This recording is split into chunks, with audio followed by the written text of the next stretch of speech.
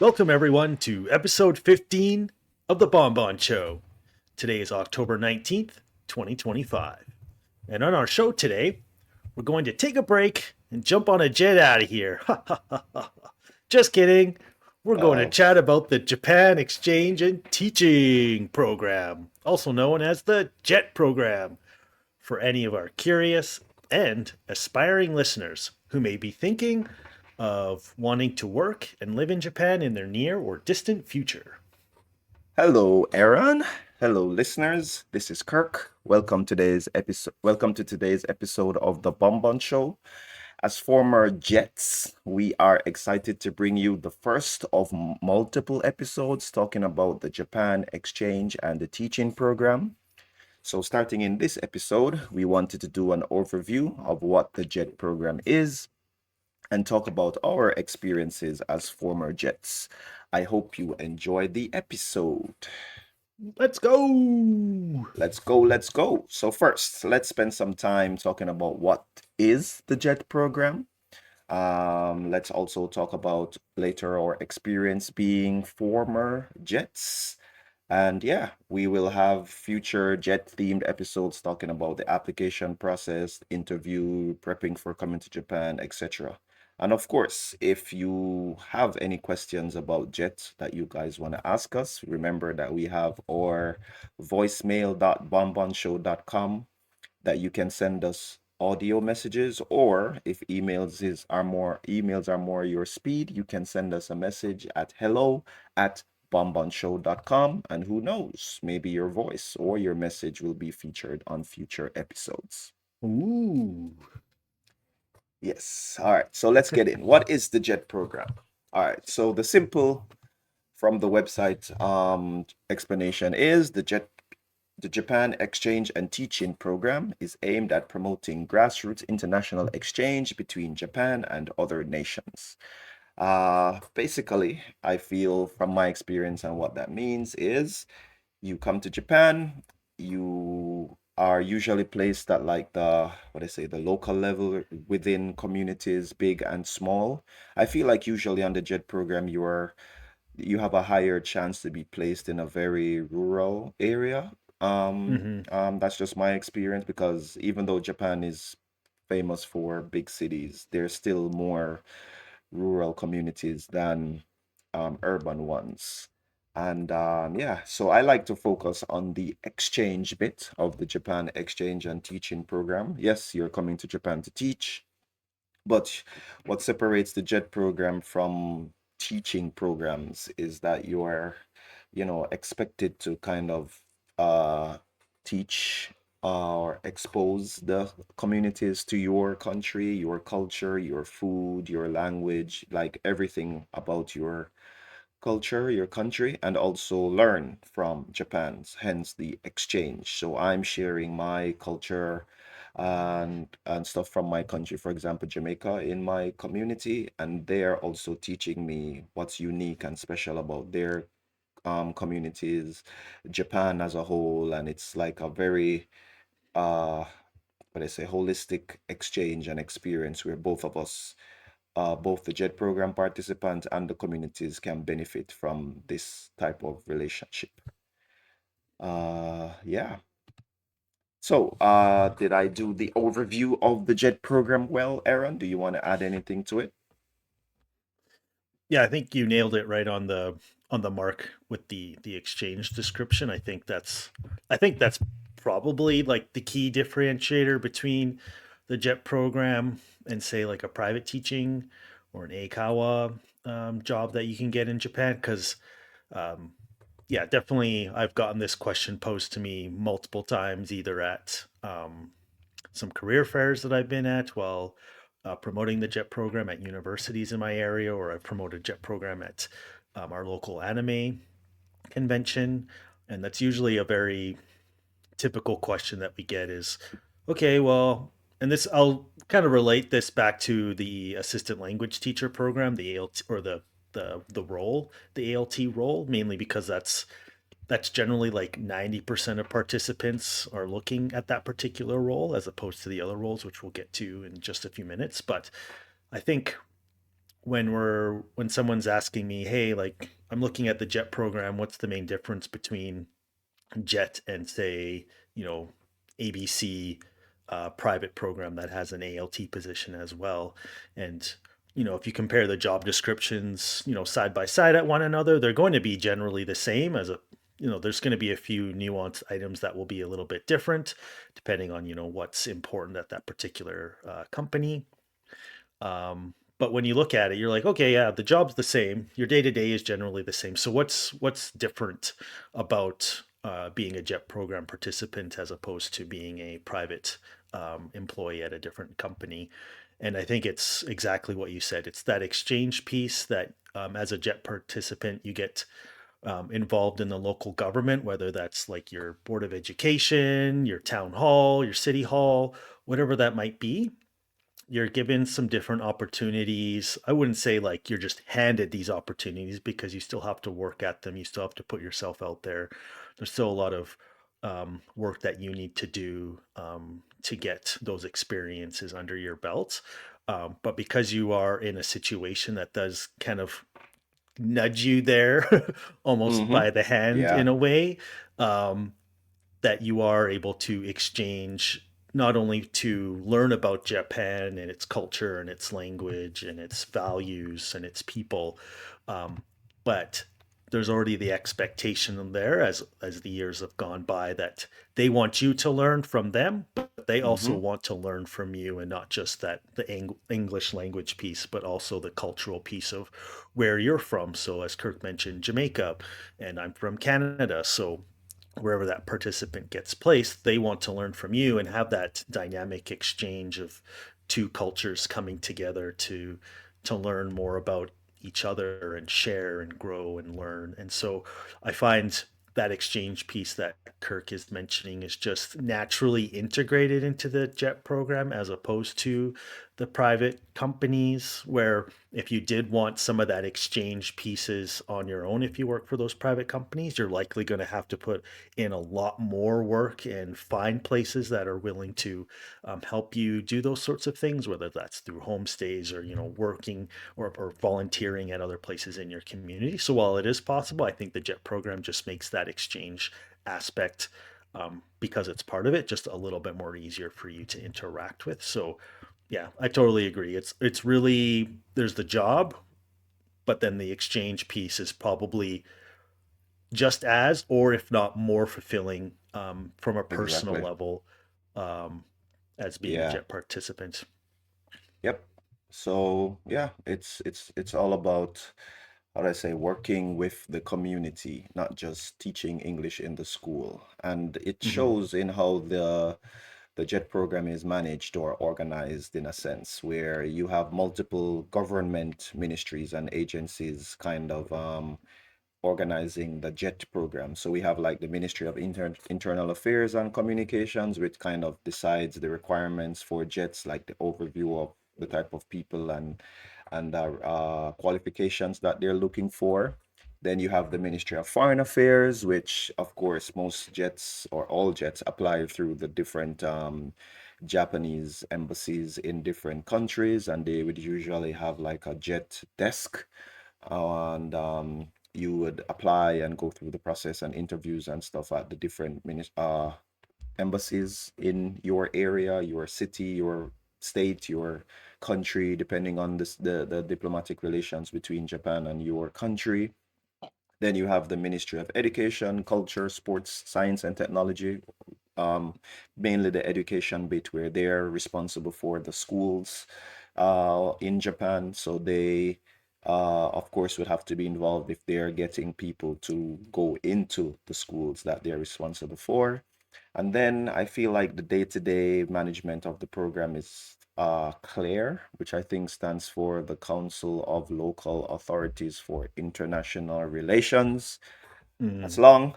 So these Yep. four organizations combined will connect with whether it's the prefecture that you're going, or the town, or the city, these different boards of education. And I've kind of had a unique situation on Jet, so I kind of have an idea, at least from the Board of Education bit, what the process is like. Usually, the Board of Education has an idea of the type of jet that they want. This can be anything from their age, their gender, their country. Hmm. They can like say, I want a sports loving female jet from Canada, for example, and for to the best of their ability, Claire and then the other places would try to find that type of individual from the different, I guess, the thousands or maybe tens of thousands of applications that come in, and try to fit their requirement. Maybe they've had a jet from Canada last time, but they want a jet from another country. Those types of things happen in the background. But the Yeah. the main thing is that it's managed by these organizations, which then connect you to the local governments and cities and prefectures that you are placed in. And yeah, tell us about the different positions, because as you were saying, you have the ALT position. That's most of the applications. We were both ALTs as well. Hmm. And but there are other positions available under the JET program. Let me hear share with us an overview of these positions. Aaron-san? Let's do it. Yeah, so as we Yeah. mentioned, assistant language teacher, I think I had said about 90% of applicants or people that do get hired under the JET program are ALTs. And so this is your individual that's going into the classrooms, whether that's elementary schools, junior high schools, high schools. They're usually teaching with a Japanese teacher of English, assisting in those lessons, preparing lessons, running other activities, and joining in extracurricular activities with the students at school. So that could be like, you know, sports clubs or English clubs or band or anything that you might want to get engaged in. So you spend all of your time working at the schools that way. So that's like from the job perspective. We'll kind of go into more of the details on what we experienced from that role because Kirk and I were both ALTs while on the JET program. So we can give you, as we go into our personal experience, we'll let you know like there's different flavors of the ALT role. It's not just one ALT role rules them all. It's there's probably every ALT role in the country is different from one another. So Yeah. there's no Plus 5 universal. points for that Lord of the Yeah, Rings reference. thought you would appreciate that. Yes. Yeah. The other role that probably is around 10% or just a little bit less would be the coordinator for international relations, or as some people might just say, CIR. These ones, your proficiency in Japanese needs to be, I would say, at least N3, probably bordering N2. That usually will be judged when you have an interview. They'll definitely do a lot of Japanese type questions and reading and whatnot And during your interview.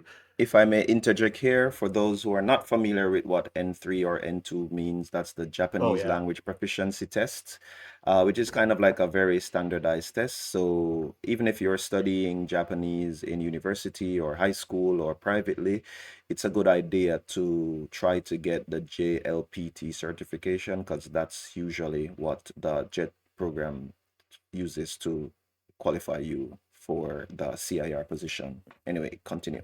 Yes. Thank you for that clarification. So the role itself, um, as it kind of says, coordinator of international relations, it's kind of a big umbrella, but you can do things like translation or interpretation work. You might do, some paperwork in terms of editing or producing pamphlets in either English or Japanese, depending on where you're placed. You might be engaged with like homestay programs or exchange programs, whether your town or city sends exchange students or programs overseas to say like a sister city or a town, or you're receiving students. So you might be engaged with setting up activities and finding homestay placements and that sort of thing during that as part of your role. Um, and you actually might go into schools as well and teach, or you might even teach people at your board of education or your city hall or not that might be. So it's a very mixed bag depending on where you get placed. I did know a CIR that lives in my city, and we've engaged with as we've prepared JET participants. I think one of the things he said he used to do was he would go into the preschools actually. So that's not something that an ALT would go into, but a CIR, or at least where he was, he would go into preschools and kindergartens and interact with the little ones there. So a very unique experience amongst all of the other things that he did at his city hall. So I would say it's a very wide range of skills and jobs that you could potentially do, but it could be a little bit more, say, like um, I guess more government based. Like you could be in an office and sitting at a desk for a week or two at a time, and then you might be out on the field teaching or chaperoning students that came from a host country or whatever that might be. So Yeah, very very very cool job, and I think something that if you're looking to get into the government eventually or like be a public service in your future, this type of role could be a very good like a very good experience building role for you if you're looking to go back home to your home country and work in the government or something like that in the future. yeah. And if I may also add for the CIRs, I find that there are a wider, what do you say, wider variety of countries that CIRs come from. They may not necessarily be an English speaking country. I've met CIRs from Poland, from France, Yeah. from Brazil. I feel like the CIR roles is very varied. And Hmm. also, some of the CIRs, if your country or your city has like a sister relationship with a city in Japan, I find that the CIRs would usually be from that sister city, or at least one of them, to kind of Yeah. coordinate those international relations between the city that you're in as a CIR and your own country's sister city type of situation. So there's a lot of work that also goes into that in the background that CIRs often do. Hmm. Yeah, agreed. Yeah, I think, yeah, I know they look for like having Japanese proficiency is really important for this particular role. So I know some questions I get is, oh, could I start as an ALT and then move to a CIR while you're in Japan on the JET program? And it is possible. Um, like it is possible to move while you're on the program, even as an ALT from one position to an like from one location to another. There's a whole application piece and something to discuss, down Yeah. the road. But something that you could look at if your Japanese isn't right where it needs to be in your first couple of years, but you work really hard at it, and a position comes open as a CIR, you could definitely apply if that's something that you'd like to do in your future, depending on what happens. Yeah. And what's the other often forgotten role that is under Yeah. Jet? Yeah, the unicorn role of the JET program is called the Sports Exchange Advisor, so an SEA. I've never met anyone, and we were looking at the numbers before recording, and there's like very few of these. I think in 2025 there was what, five of these individuals in Japan under the JET program.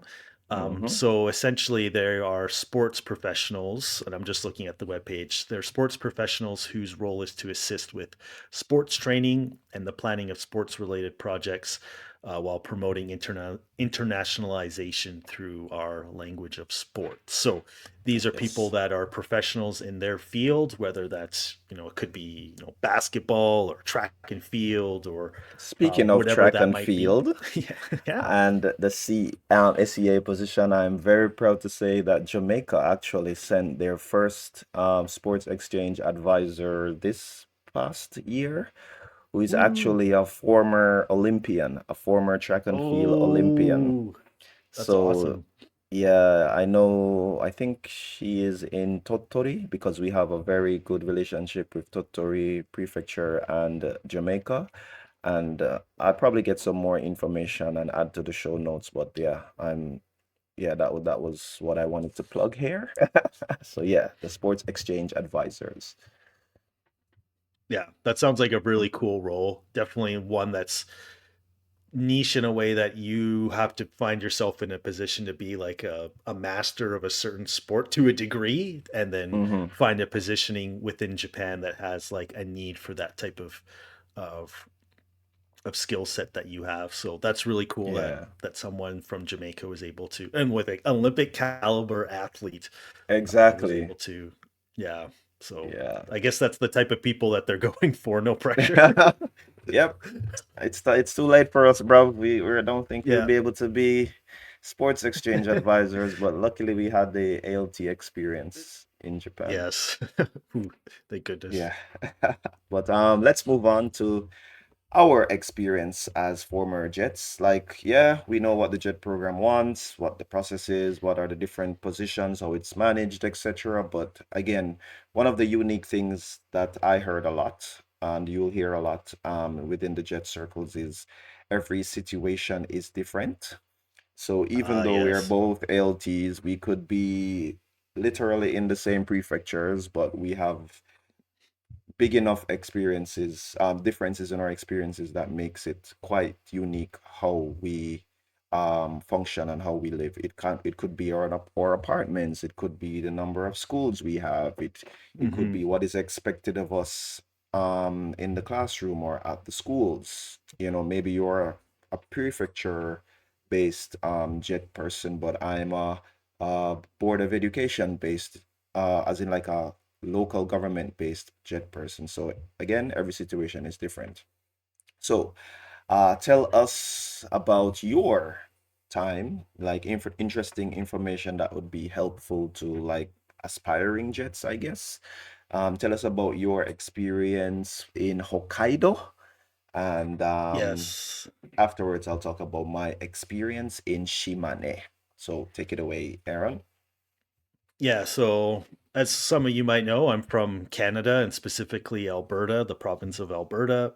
And luckily, we have a beautiful sister relationship with the Hokkaido prefecture. The Alberta province does. So when I was applying for JET program, I had put down Hokkaido as my number one placement option. And Nice. being an Albertan with the sister relationship to Hokkaido, I think that was a pretty easy sell as to where I should be going. Mm-hmm. So, and as Kirk had mentioned or alluded to a little bit earlier in the podcast, generally, and that's not the golden rule or the rule that, always applies, but the larger percentage of ALTs specifically will go to more rural type placements. And that's because there's generally more of them, at least right now. And no, that's slowly changing. You hear more and more people going to cities more and more. But in my case, I got placed in a small town, about 6,000 or so people, just Ooh. outside of Sapporo. So I was about 40 minutes outside of Sapporo. So it was like something very similar to what I grew up in as a kid. I grew up in a town that was about the same size, again, about the same distance away from the big city. So it felt very like, I guess, Natsukashi, reminiscent Oh. of how I grew up. So it was for me personally, it was like a perfect placement. I couldn't really have asked for anything better, even though I was willing to go anywhere. But I think at the end of the day, you enjoyed your jet program experience when you leave going, I was put in the best place for me. And Mm-hmm. that could have been anywhere. I hope I would say that no matter where I got placed, but I'm always just thankful and appreciative of where I got placed and the people I got to meet. Um, so yeah, small Yeah. town for me.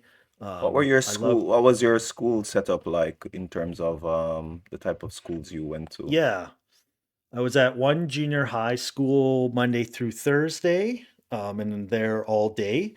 I generally taught 3 to 6 classes a day. It really depended on scheduling and what was going on at the school at any particular week. As you know, sometimes students are preparing for their exams or sports week or whatever that might be. But generally, like a normal week, I'd probably do closer to like more like 5 to 6 classes a day. So pretty busy. And then on Fridays, I would spend the entire day at the elementary school in my town. So there was just one junior high school and just one elementary school in my town. And then there Mm, was also a high school, but I didn't ever go to the high school. And yeah, at the elementary school, I was there all day. I did 6 classes in a row. So that was from, all morning and all afternoon. I was in a class. at every moment besides lunchtime and recess. So Wow, they worked you in Fridays were Hokkaido. yeah, Fridays by the end of Friday, I my voice was gone. I was like dead tired. I would just go home, get some food on my way home, and then just like eat and just chill out because I was just like I'm more of a an introvert normally, so my energy reserves were completely drained. I think it was elementary school is definitely the most difficult Yes, for me, yes, just because compared to the junior high school. At the junior high school, I was always with a Japanese teacher of English, so a JTE.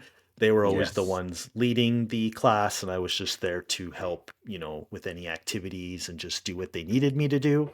Um, Whereas at the elementary school, when I entered in a class, the homeroom teacher just either left or just sat at the They back. like escaped into nearby bushes. Yeah, they're like, "Oh, I got 45 minutes free time. This is perfect." So Yeah. that's kind of what happened at the elementary school for me. Yeah, and And it's funny you say that because that was also my experience. But I heard that apparently, it's known at the elementary schools. The difference with junior high school is you have subject teachers, so someone would teach social studies, math, science. So there's yes, like a natural exchange of the teachers as you go through the day. So you get time to hmm, rest. But at the elementary school, it's that one homeroom teacher that usually teaches most of the subjects. So they usually yeah, don't have a break. So when you come with your LT-ness to teach the guy Kokugo, they're like, yep. oh my Lord, I got a break. Gambate LT-san. Yeah. So I understood that after the first, I guess my first day there, I was like, "Oh, this is what's happening." Okay, good to know. I got this. And it was funny too because generally that was my morning. It was like the grade fives and sixes. I had enough of that where I was by myself, and then in the afternoon, because they wanted me to work with some of the younger grades as well, like grade ones, twos, threes, and fours.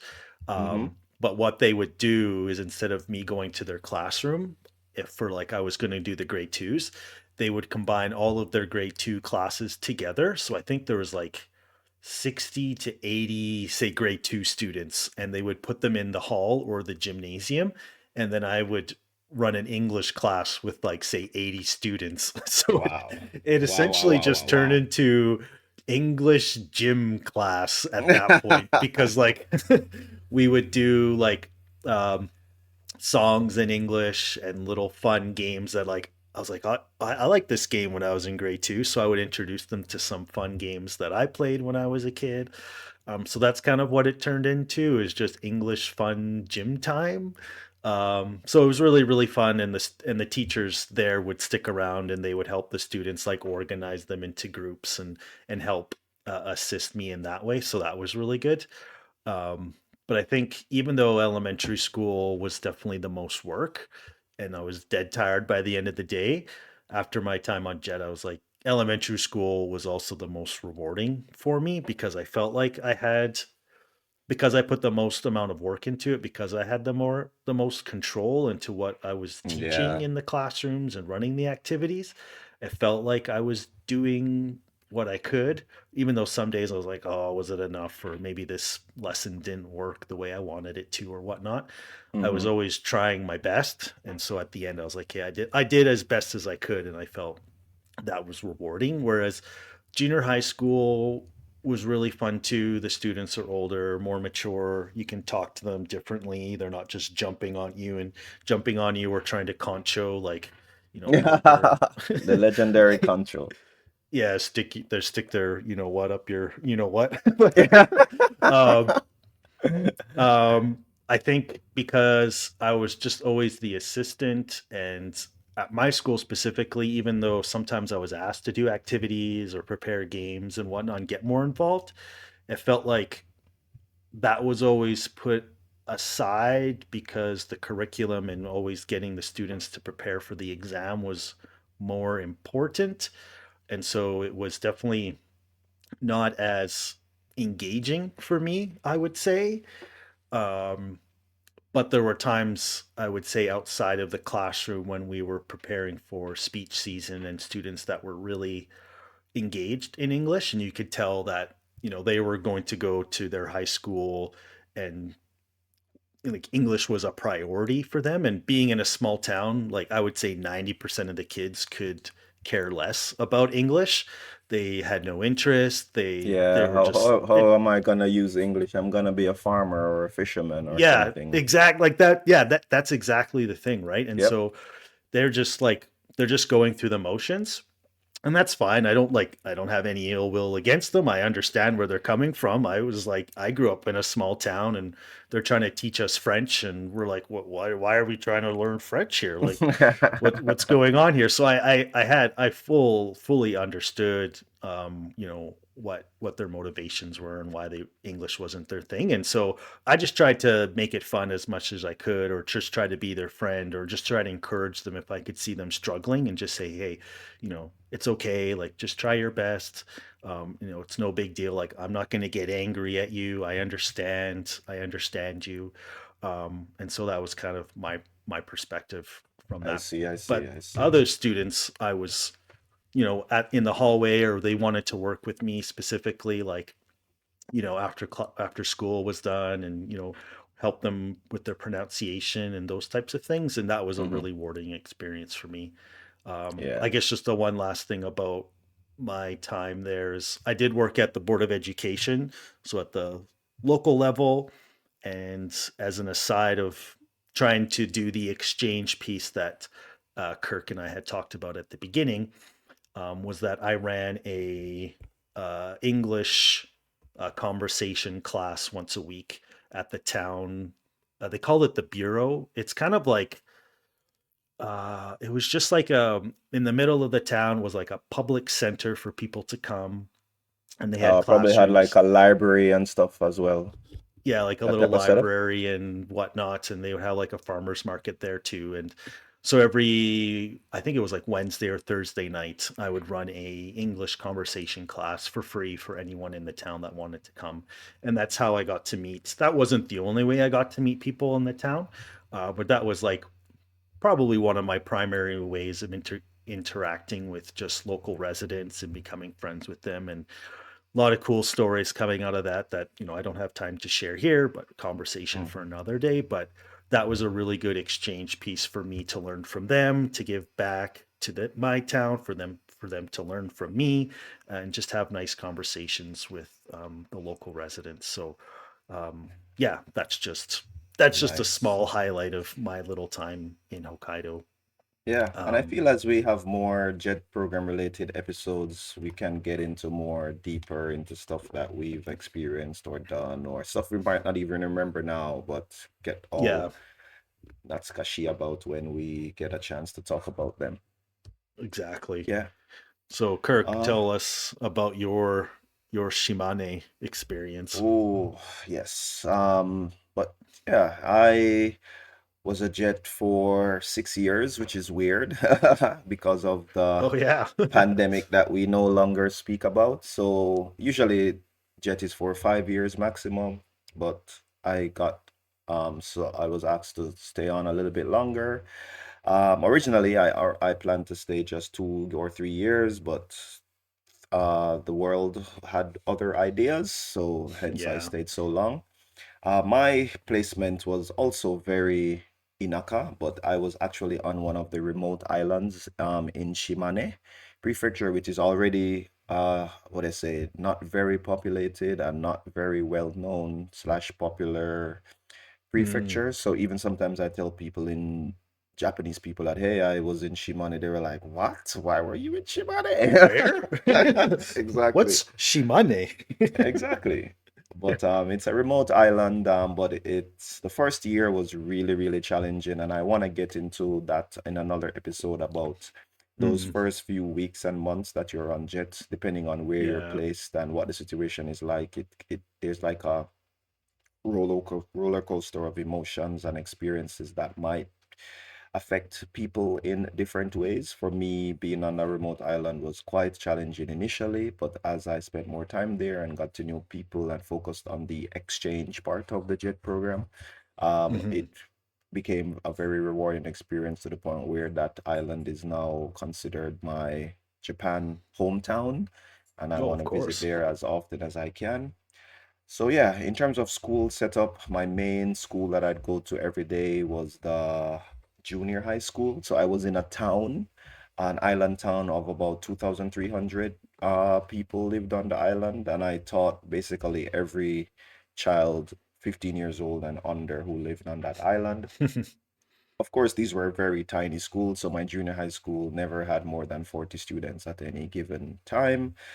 Oh, yes. Two elementary schools of about maybe 45, 50 students each, and two kindergartens. One was like the more traditional kindergarten setup where you'd have classes and you'd be indoors and stuff, while another was like a new, not really new, but like a nature type kindergarten where they'd spend most of the time outdoors, exploring their natural environment and stuff like that. So yeah, so the junior high school was basically every day. I went to the one of the elementary schools for like the morning sessions twice a week, and two kindergartens. I went to one, each of them once a month. And Mm. for the junior high school, just like you, it was maybe not as many classes because I only had one junior high school one, one junior high school two, one junior high school three class. So there weren't Okay. like multiple classes. So my workload at the junior high school wasn't very crazy. I probably had two or three lessons a day, but I Oh, wow. spent a lot of time preparing stuff. As I got more experienced and trusted, I got more responsibilities and stuff. For the elementary schools, just like you, I felt very good because I felt like I had more responsibility. I was more Hmm. in charge of my classes, and I could plan my lessons exactly how I wanted. And I was encouraged to, even by the homeroom teachers, to let them be the assistant if possible. And, they'll help with like discipline and stuff. But after a while, they just disappeared from the classroom when I arrived. And I was like, hey, I thought I wasn't supposed to teach classes alone, but it was fun. But the elementary school was the most challenging for me. I don't know. I had very little experience teaching children before coming to Yeah. Japan, so I was more used to teaching adults, and also I taught IT, so that was kind of motivated people who wanted to learn stuff who would be quiet and sit, and I wasn't used to I'm speaking and then there's two boys somersaulting in the corner or something. I was like, what the hell is going on? So that was stressful in the beginning, but I feel most of my Yep. growth on Jet was being able to manage the elementary school kids, and like I taught third and fourth grade together and fifth and sixth grade together. So even though it sounds like a lot, that was like, I don't know, five or six kids per grade. So it was like 10 to 12 kids in each class. But it was those small classes allows you to do so many different things, activities, and it was just very rewarding as the years went on, and you kind of knew each of the all of the kids' names and their little quirks, and they shared their interests, and as they trusted you more, they'd come and try to talk to you or teach you bad words in Japanese Yep. Yep. that I Got will that not as repeat well. on the podcast. When you know no Japanese, this is a warning for probably future jets. The elementary school kids will try to teach you words that you should not be saying, and they'll find it hilarious. No matter where in Japan, I don't care. Many of my friends have told me about this experience. So yeah, Yep.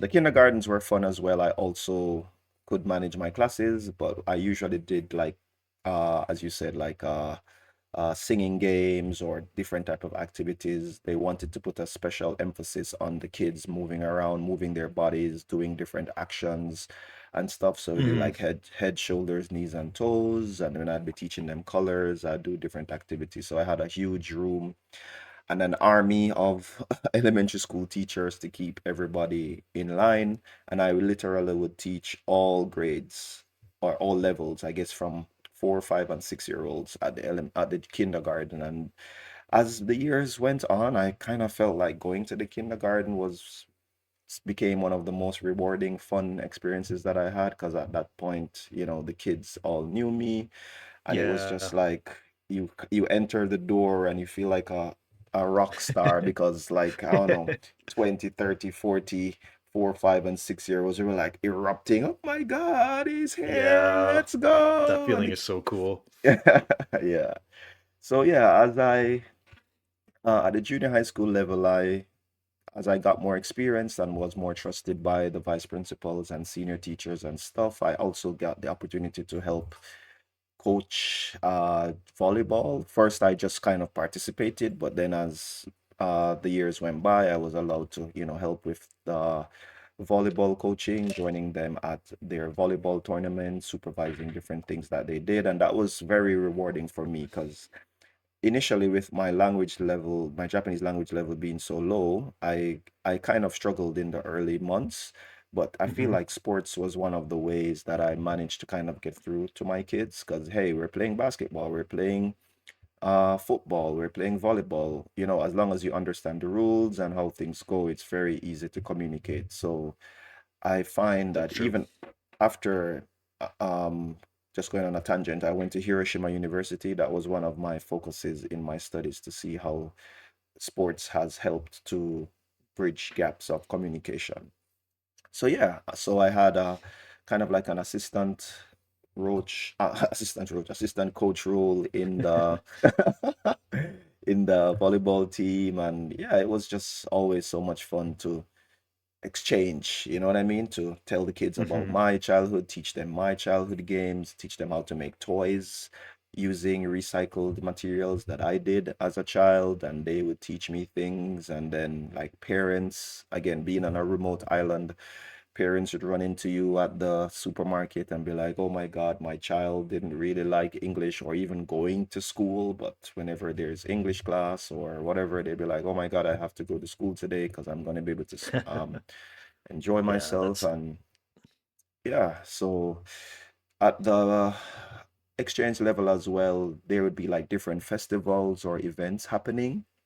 And I'd hmm also like manage a booth or participate in a booth and share things about my country and culture and just be on hand, I guess, to interact and answer questions from the adults or community members who might see you around town or want to be like, hey, where are you from or what's going on? So I'd like to say, put on display whenever some kind of town-wide activity was happening, and I would be easily accessible, so to speak. And there'd be different events like Christmas time, they'd have a Christmas concert, and I'd read books to the kids generally at the main town library, and just being involved is very important with Jet. Like, it's okay being like, what I say, a homebody or being exhausted if you have to interact with many people, but like I feel it, as I said, it's expected of you to kind of participate and do things outside of just going to school and being a LT. Even the CIRs and SEAs, as we've said, um have to do more than just their desk job or their other jobs. The exchange is so vital and so rewarding as jet participants. So yeah, that was my experience on a remote island in Shimane. And yeah, it was probably one of the most rewarding jobs I had that I just grew into more the more that I did it. And I had a fun time being in being on the jet program when I was. Yeah. Yeah, it sounds like you got such a well-rounded, fulfilling experience. Yeah, tough in the beginning as you learn, but with the school being smaller, class sizes being smaller, your Hmm. ability to really learn and get to know all of the students at like a closer level, like not just knowing their names, but like you said, knowing their quirks and what they like and don't like and how they learn and being able Hmm. to adapt to all of that is just it's a really nice experience because I've you hear other ALTs at other in other areas and they have to jump around. And this Hmm. is, something we didn't really talk about because our experience wasn't like that one. Yeah. But there are ALTs that, they visit a different school every single day, or maybe even two different schools every single day because Yeah. their responsibility of their area of responsibility is so much larger that they don't get to really get to know the students and the teachers to the same degree that Kirk and I got to know our coworkers and students. So Yeah. yeah, It's just keep that different. in mind that Yeah. we didn't really touch on that just because our experiences aren't there. But yeah, ALT's experience is vast and large. Yeah. And even like high school, like neither of us have Yeah.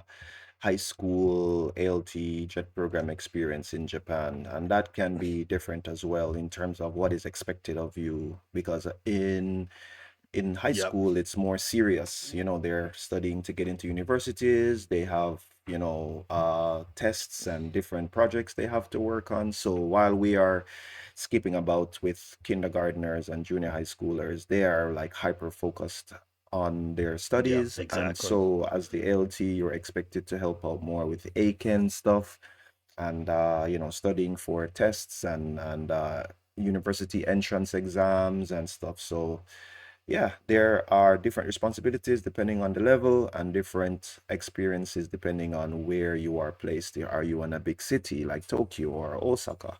Hmm. Are you in a, what do you call it, like a engineering school? I know jets who have been like in specialized schools where they are like teaching about fishing or engineering, and so your class would be a bit different from just a general school type setup. Are you in an all boys school? Are you in an all girls school? Are you in a boarding school? Like all of these Hmm. variables change the type of experience. Are you in a private school? Are you in a public school? Like all of these things, as I said, changes things up. But yeah, I hope this kind of overview could be helpful or was helpful as we get into more jet related topics. If you have a friend who is also interested in participating on the jet program, please send them this episode.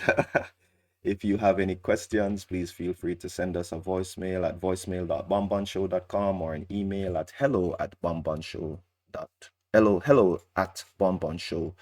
hello@bonbonshow.com.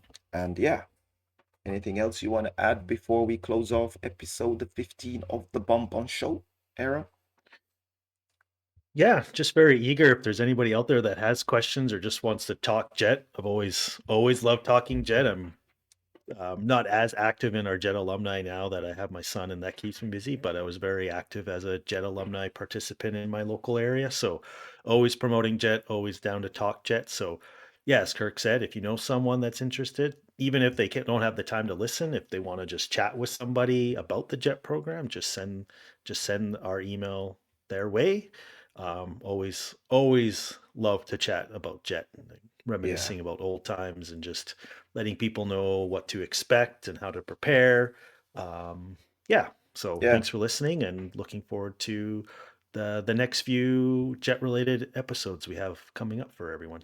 yeah. Hopefully, we can get some current Jets who are now participating in the Jet program to kind of maybe we can do interviews and stuff in the future, talk about the application process, preparing for the jet interview itself before you come to Yeah. Japan and your first few weeks in Japan. There's so much. We could do 20, 30 episodes just on the jet program. So let's give us the idea of what you might be interested in, and we'll try to ensure that we touch on those areas in the future.